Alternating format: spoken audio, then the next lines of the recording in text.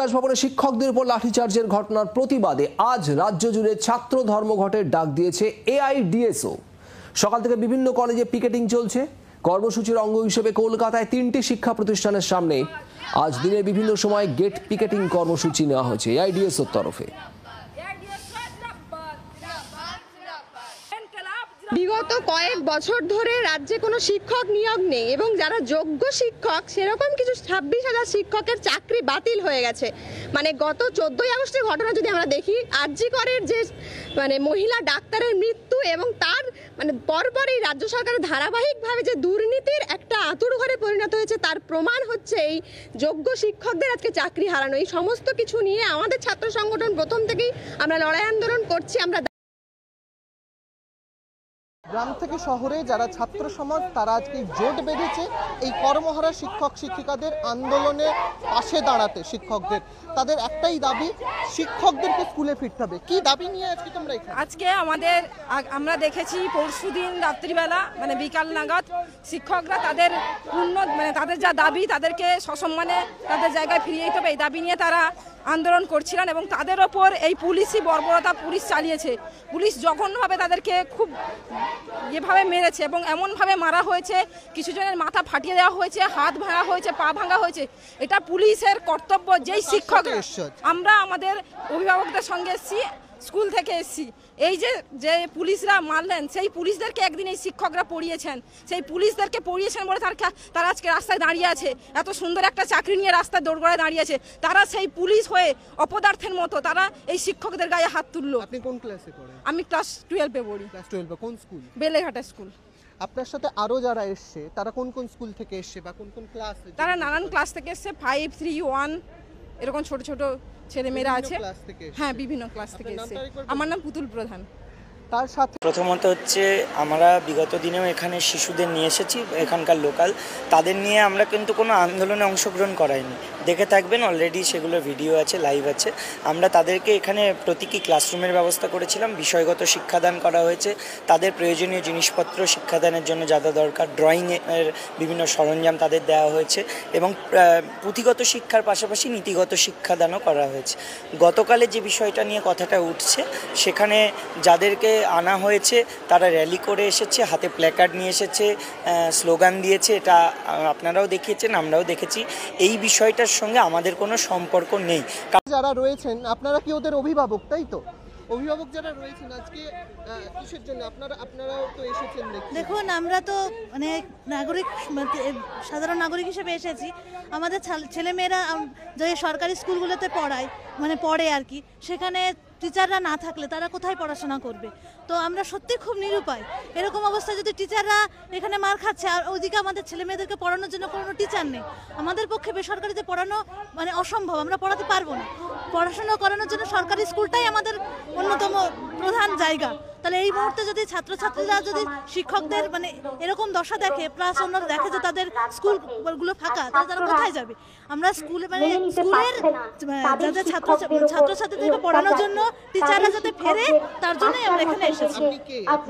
আমি এখানে আমার একজন ভাই, তার নাম বেলেঘাটা দেশবন্ধুতে পড়ে, আমি তার গার্জেন, অভিভাবক হিসেবে এসেছি। আমার যেহেতু আমার ছাত্র এসেছে, আমার ভাই এসেছে, তার সাথে আমি এসেছি।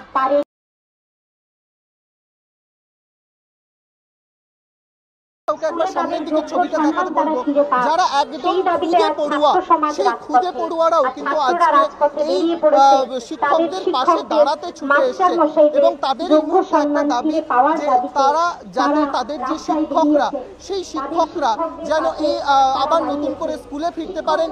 এবং অভিভাবকদের মধ্যে থেকে জানানো হচ্ছে যে যারা এতদিন স্কুলে যেতেন, শিক্ষকদের অভাবে প্রায় পঠন পাঠন বন্ধ হতে বসেছে এক প্রকার।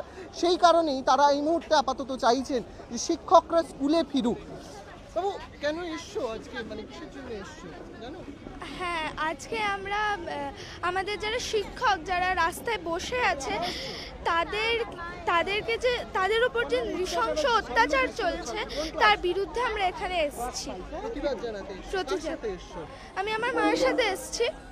কোন স্কুলে পড়ো? আমি সল্টলেক স্কুলে পড়ি। তোমার নামটা? যে বাচ্চারা রয়েছে এখানে সে বাচ্চারা যেমন এসেছে এবং তার পাশাপাশি আরও একবার ছবিটা দেখাতে বলবো, এখানে যারা রয়েছে তারাও এখানে বসছেন এবং প্রতীকী একটি ক্লাস হবে।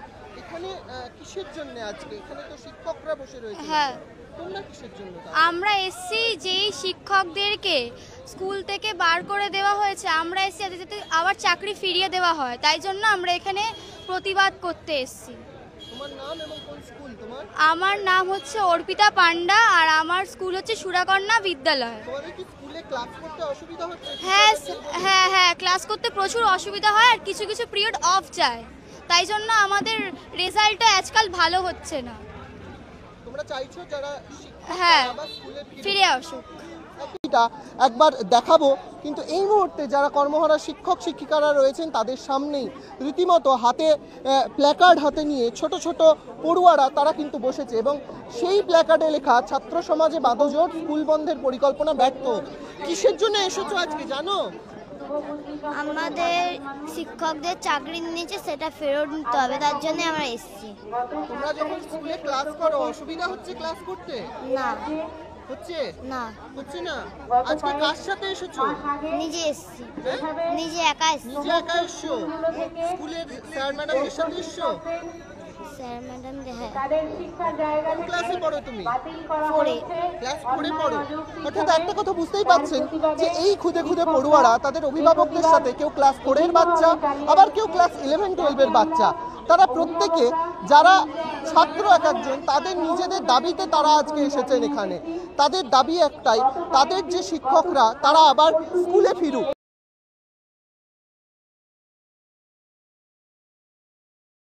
আপনারা সকলেই জানেন আমরা বিকাশ ভবনের সামনে যারা শান্তিপূর্ণ অবস্থান করছি দীর্ঘ 10 দিন যাবৎ, আমরা এখানে বিভিন্ন রকম কর্মসূচি গ্রহণ করেছি।